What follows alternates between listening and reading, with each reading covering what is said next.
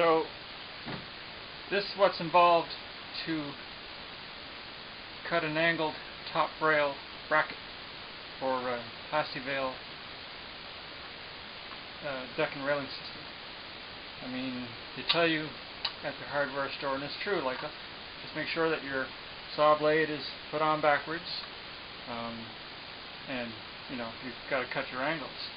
This is for the stair railing, that's why it's cut on an angle. But there's a lot more to it than that, because there's a lot of things you have to take into consideration. Like most miter saws, swing around here and take a look in the back. Most miter saws are set up to have a gap in the back here for doing miters and whatnot, so you got to set up a sacrificial fence. So you're going to need some scrap lumber to do that. You're going to need clamps to keep that sacrificial fence in place. And the most important thing is just swing around here and I'll show you. There's this wedge.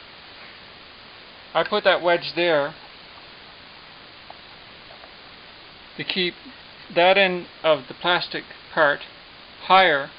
Rather than having it flat like that, it's going to be up like that a little bit so that it sits there, because when you look at this bracket, and I'll get an uncut one just to show you.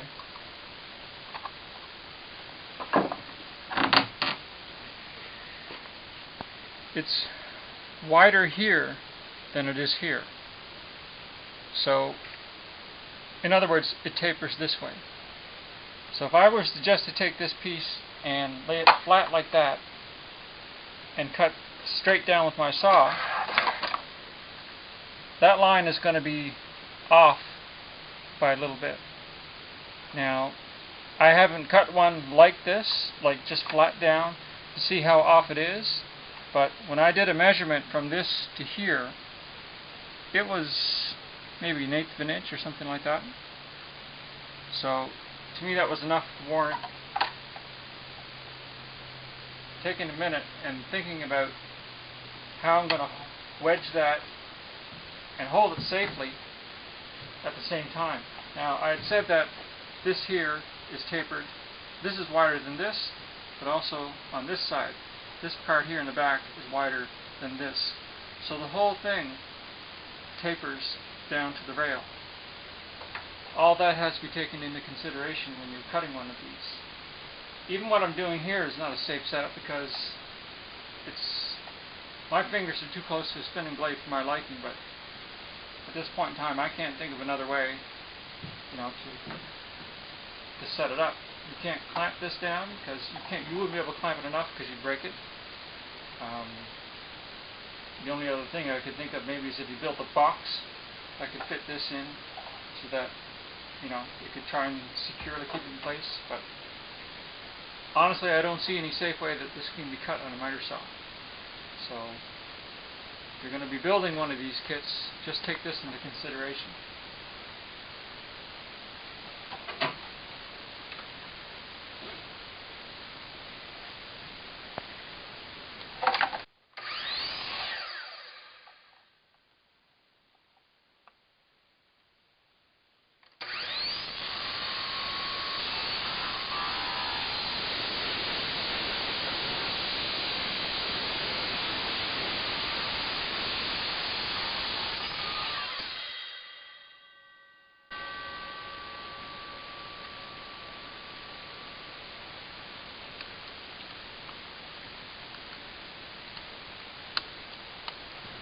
Of course, the plastic melts, and you got to get at it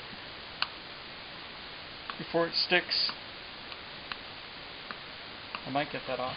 But even with all that tapered and the tapered wedge and the fussing around, even when I measure here to here, it's still off by a little bit. In the grand scheme of things, it might not matter. We'll know when we put it on the railing. But in the meantime, I got to figure out how to get this plastic off.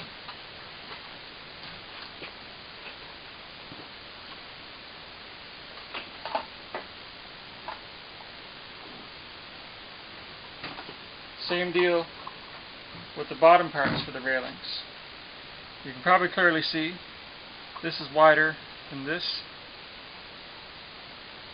and same here. This here is wider than this part.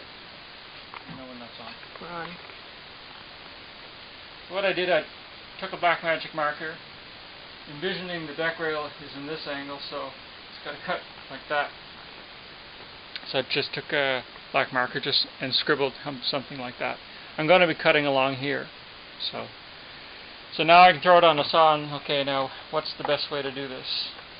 Not that way, so not that way, it's going to be like this. That's basically the same setup as I had for the cutting the brackets on the top rail. So it ended up everything remaining the same.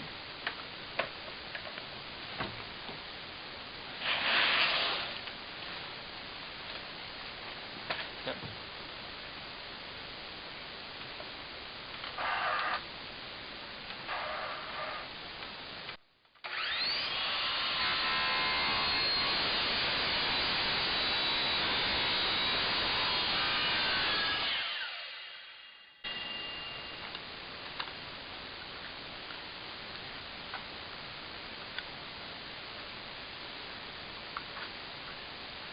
I could use a file that down. Once that hardens up, I can use a file just to touch that up, get rid of that. So we're left with our deck railings like that. Oh no.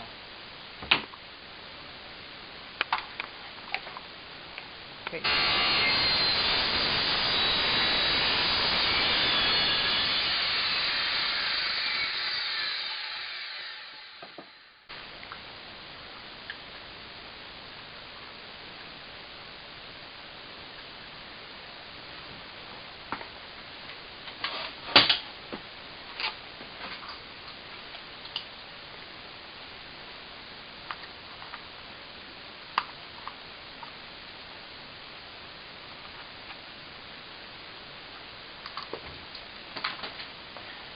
So this is what I mean by the taper, like causing part of the problem getting this as a straight cut. I don't know if you can see that or not.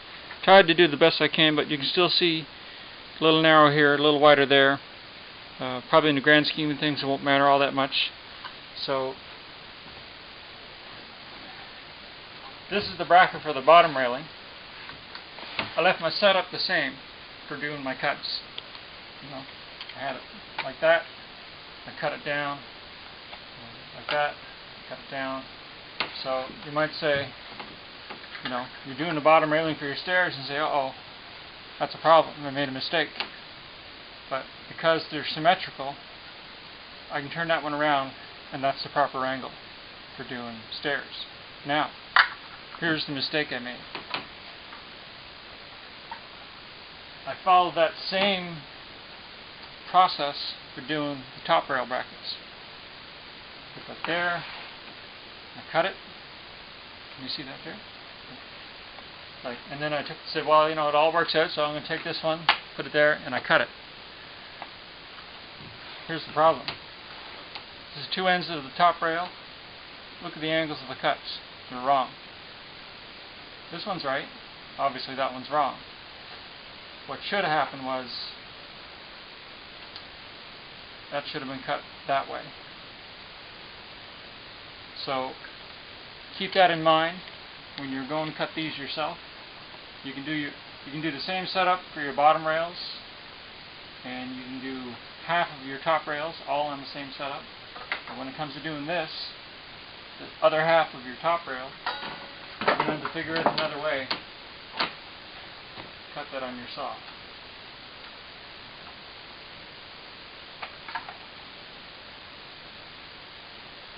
If I had a fresh piece, I could probably try it like that and chop it down, and that would be okay.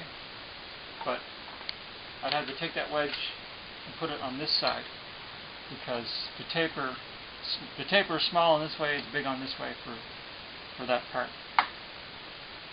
So I hope that makes sense to you, so that you can do a setup like this. You can cut up most of your parts except for the lower half of your top rail. You have to stop and think first before you cut that bracket, and don't make the mistake that I made.